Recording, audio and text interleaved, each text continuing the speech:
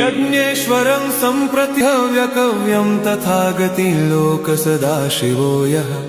आराधितो यश्च ददाति सर्वा नमामि दानप्रियमिष्टदेवं नमामि सोमेश्वरं स्वतन्त्रम् उमापतिं तं विजयं नमामि नमामि विघ्नेश्वरनन्दिनाथं पुत्रप्रियं तैः शिरसा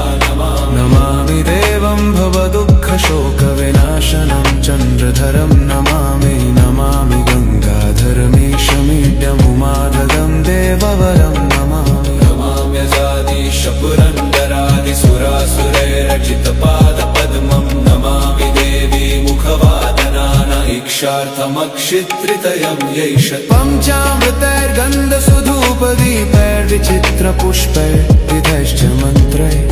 अन्नप्रकारैः सकलोपचारैः सम्पूजितं सोममहं नमामि।